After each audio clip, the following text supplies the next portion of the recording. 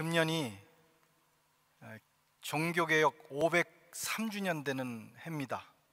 본래는 오늘 오전에 우리 교회와 프랑스 교회 그리고 헝가리 교회, 카메룬 교회가 연합으로 예배를 드리도록 다 기획되고 준비되어 있었는데 갑자기 제2차 꽁피노망이 시작이 되면서 그 예배가 취소되었고 프랑스 교회가 영상으로 자체적으로 예배를 드렸습니다.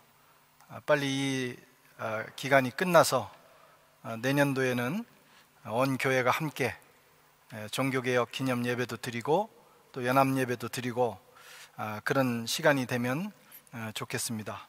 오늘 아주 극소수 꼭 예배의 준비를 위해서 필요한 분들만 이렇게 모여서 예배를 드리고 또 나머지 성도님들은 지금 온라인으로 예배를 드리고 있습니다. 하나님 앞에 드리는 예배이니 여러분들 집중해서 예배를 드리시고 또 성령님께서 여러분들의 예배 드리는 처소에 동일하게 함께 하시고 역사하시기를 축원합니다. 종교개혁이란 무엇인가? 종교개혁 500주년을 맞이해서 우리는 한번 생각해 보아야 합니다.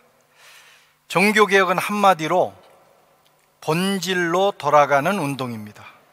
신앙의 본질 그리고 교회의 본질, 그 본질을 찾아 돌아가는 운동이 바로 종교개혁 운동입니다.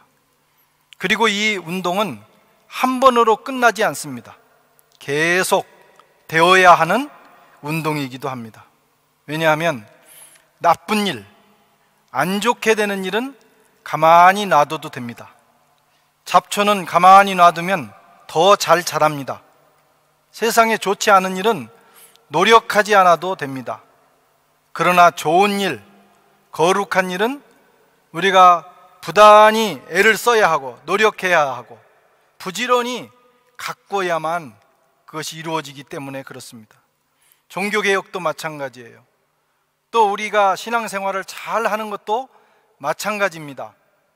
부단히 노력하고 긴장을 유지해야 합니다. 멈추는 순간 넘어지게 돼 있어요. 멈추는 순간 우리의 노력, 몸부림을 멈추는 순간 뒤로 물러가게 되어 있기 때문입니다. 그래서 이것을 우리 개혁교회에서는 이렇게 표현합니다. 개혁된 교회는 항상 개혁되어야 한다. 개혁돼서 시작된 교회가 유지되는 길은 항상 개혁의 긴장을 늦추지 않고 지속해야만 그 교회가 유지된다는 거예요. 레포르마타 에클레시아 셈페르 레포르만다, 라틴어는 그렇게 되어 있어요. 개혁된 교회는 계속해서 항상 개혁되어야 한다.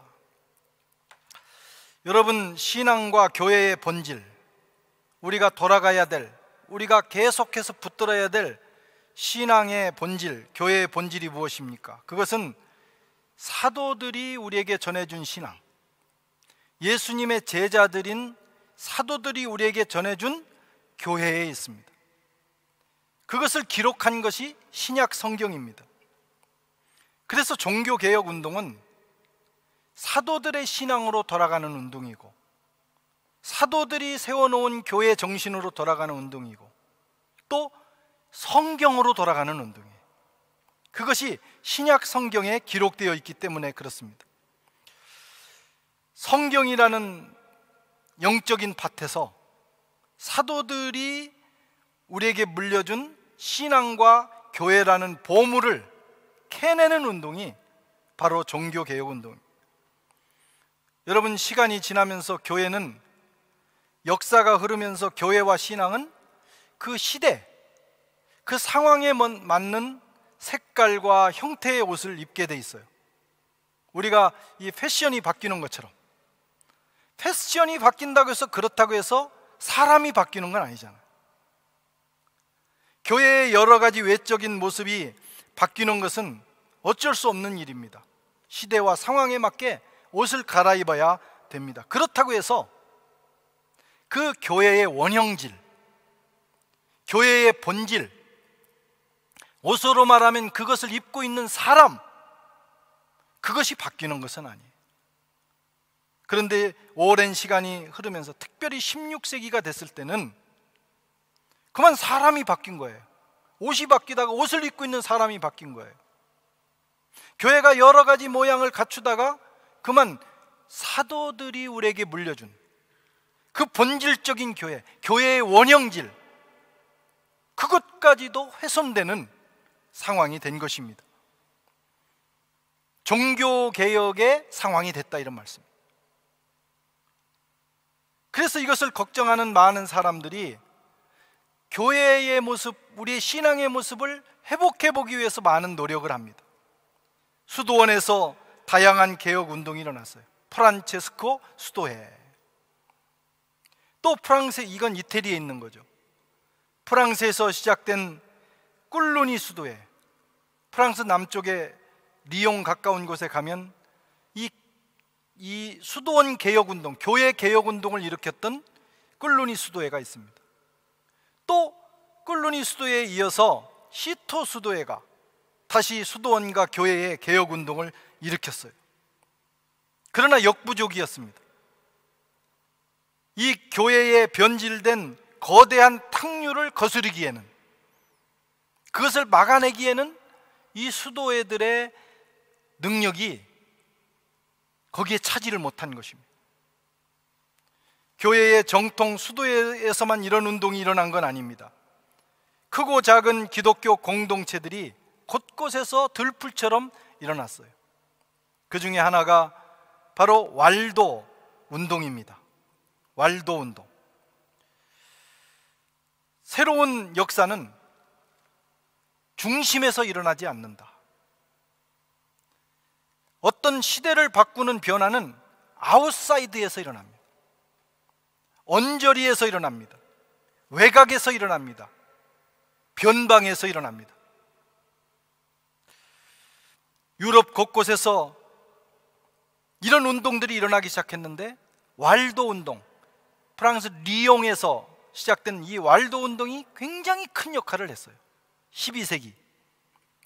그래서 그 운동이 많은 박해를 받았지만 유럽 곳곳으로 퍼지기 시작했고, 나중에는 체코에서 보헤미안들에게 이 운동이 불이 붙었습니다. 그것이 체코 보헤미안들의 형제교회 운동이 된 거예요. 그러나 그것도 역부족이었어요.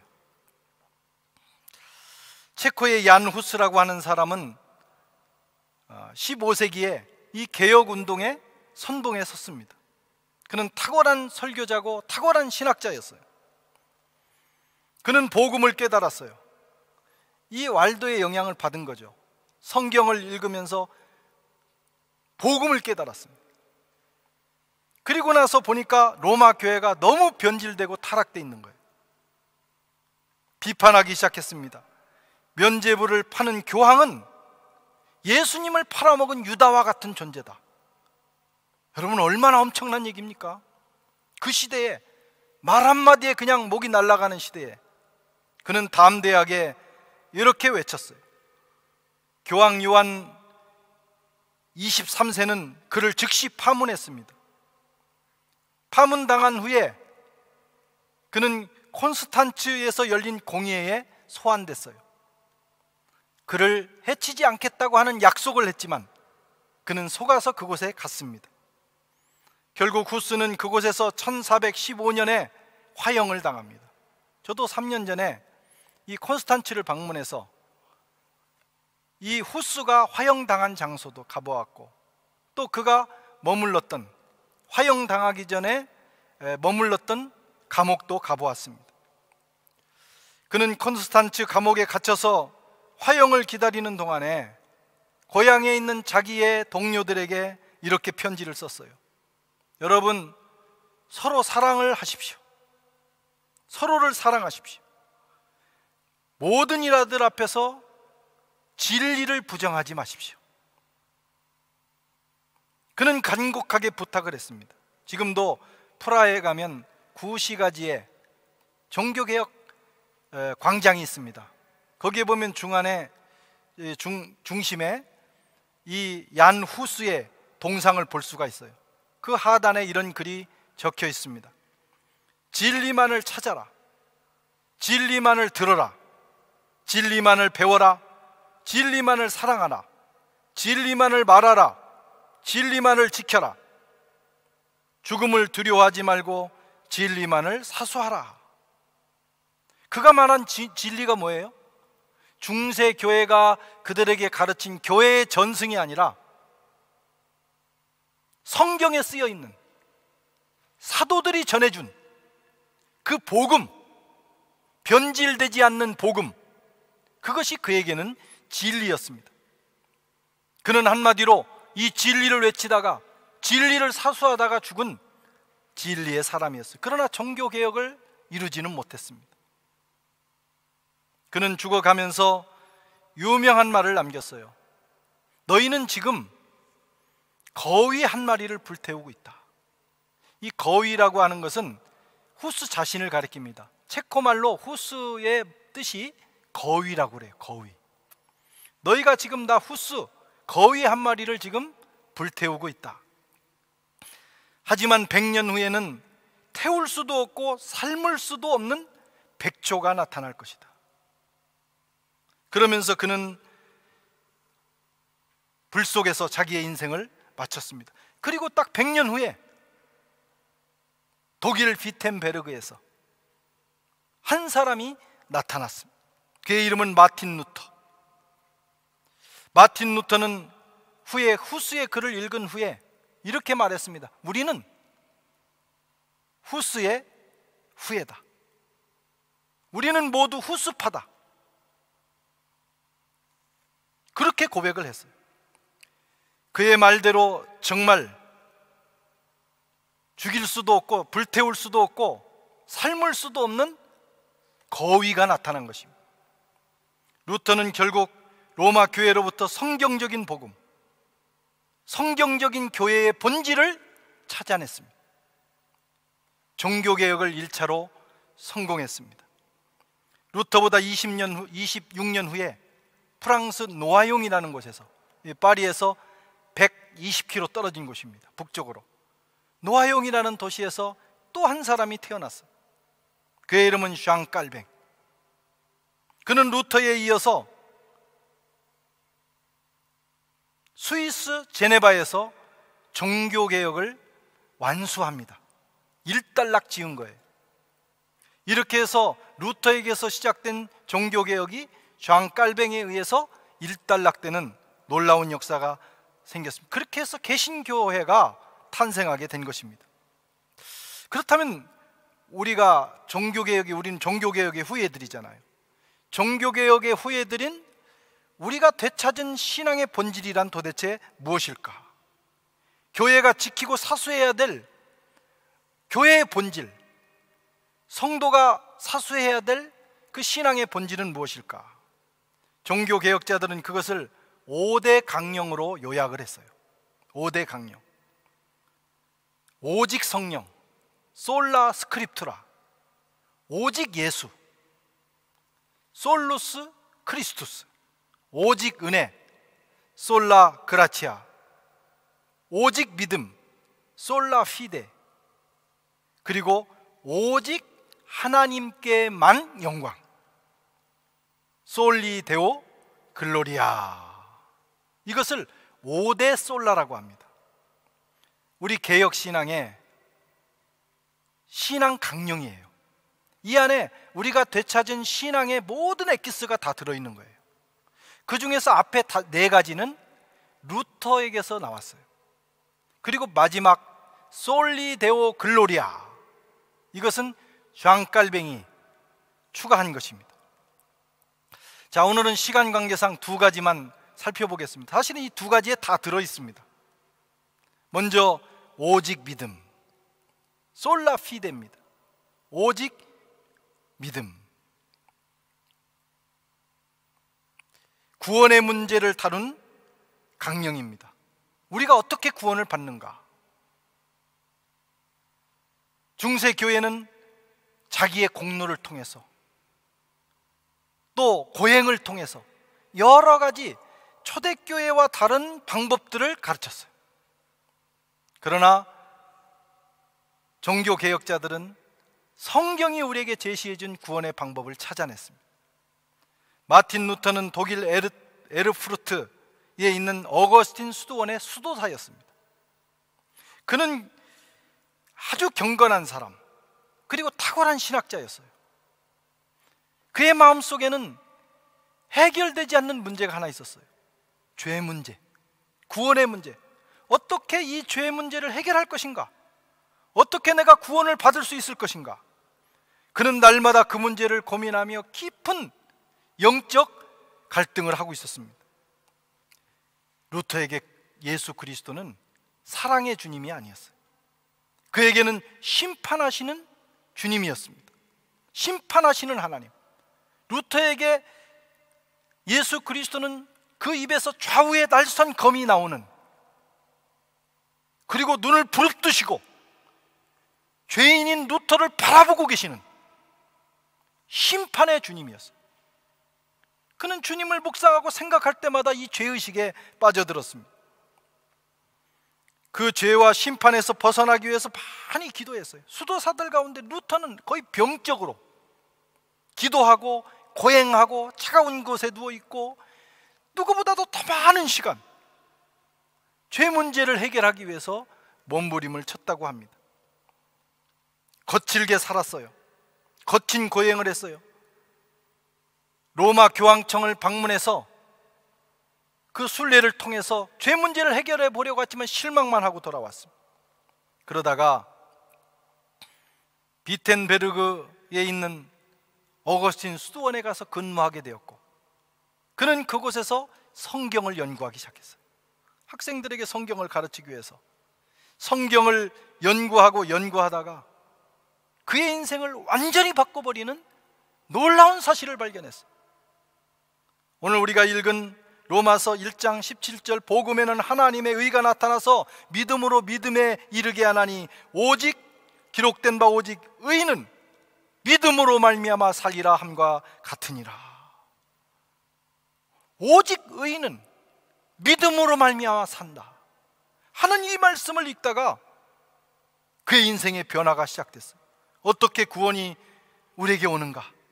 고행을 통해서, 자기의 공로를 통해서, 수행을 통해서, 믿음을 통해서 온다는 거예요.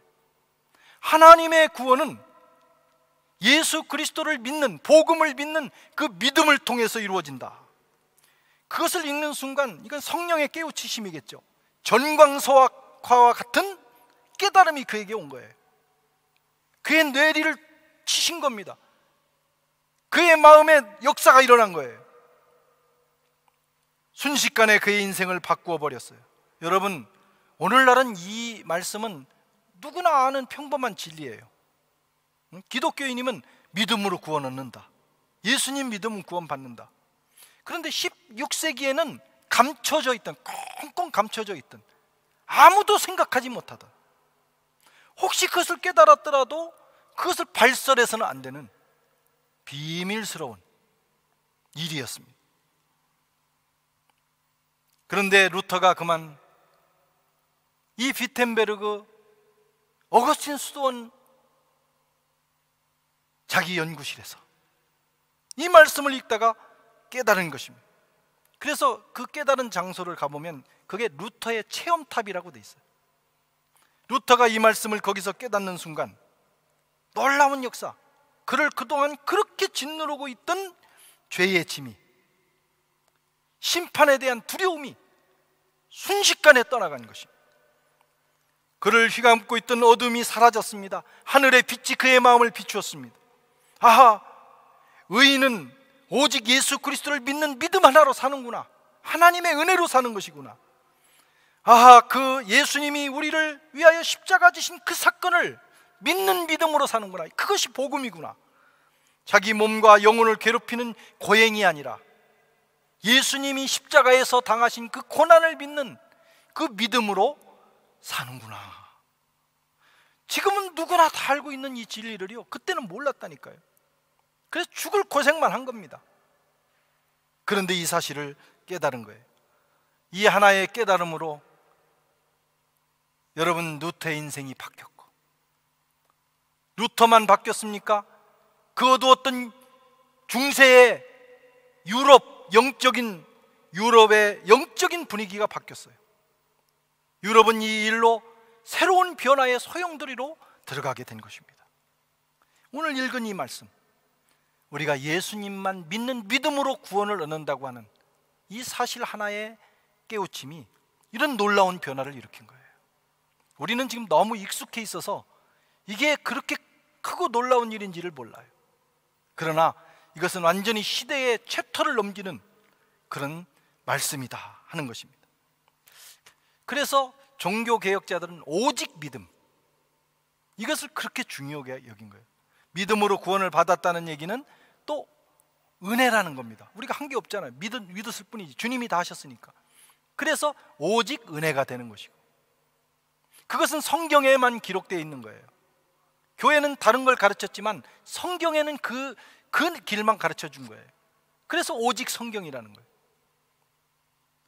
그 믿음의 중심에는 오직 예수 그리스도께서 이뤄놓으신 사건만 있는 거예요. 그래서 오직 예수, 오직 믿음 안에 이게 다 네 가지가 들어있다고 보시면 되겠어요. 오직 믿음이 중요합니다. 또 다른 하나는 솔리 데오 글로리아예요. 솔리 데오 글로리아. 오늘 고린도전서 10장 31절에 보면, 그런즉 너희가 먹든지 마시든지 무엇을 하든지 다 하나님의 영광을 위하여 하라. 사도 바울이 고린도 교회에 권면한 말씀이죠. 그런데 장깔뱅은 이 말씀을 솔리 데오 글로리아, 하나님께만 영광을 돌려야 된다고 하는 이것을 자기의 종교개혁과 인생의 목적으로 삼았습니다. 그래서 하나를 더 추가하게 된 것이에요. 여러분, 종교개혁의 목적이 중요합니다. 무엇을 하느냐보다는 왜 하느냐, 인생의 목적, 그냥 열심히 사는 것보다 왜 사느냐, 그게 중요한 거예요. 종교개혁자들은 모든 인생과 그리고 종교개혁의 목적을 오직 하나님께만 영광, 솔리 데오 글로리아, 여기에 두었습니다. 사실 여러분, 이것이 안 되면 그들의 개혁도, 그들의 인생도, 교회도 결국은 과거로 돌아가는 거예요. 잠시 개혁하는 것 같지만 똑같은 물로 다시 돌아가게 됩니다. 더 안 좋아질 수도 있어요. 이게 안 되면, 이 목적이 분명하지 않으면 사람들은 금방 자신들의 공로를 깔고 앉아서 그 공로를 내세우고 행세하고 그것을 기득권 삼아서 누리다가 가게 되는 것입니다. 지배하려고 드는 것입니다. 그래서 더 추해지는 수도 있어요. 좋은 일 했다가 그 사람들이 이 목적이 잘못돼 가지고 그렇게 돼버리면 더 추해져, 과거보다. 그런 수가 있다. 세상이 다 그렇습니다. 우리나라 정치나 사회 돌아가는 걸 봐도 그래요. 한때는 그 사람들이 다 좋은 일 한 사람들입니다. 민주화 운동도 했고, 감옥에 가기도 했고, 고문도 당했고, 또 산업 전선에서 열심히 살기도 했고, 독립운동도 했고, 다 그랬던 분들입니다. 그런 분들의 희생과 그런 분들의 그 수고를 통해서 우리나라가 여기까지 왔어요. 그래서 역사는 그것을 기록하고 또 그것을 기념해주고 또 자손들에게 가르쳐야 돼요. 이런 분들의 희생이 있어서 우리가 민주화도 됐고, 우리가 경제발전도 이뤘고, 독립도 했고. 독립이 저절로 된 건 아니잖아요. 수많은 사람들이 희생을 했습니다.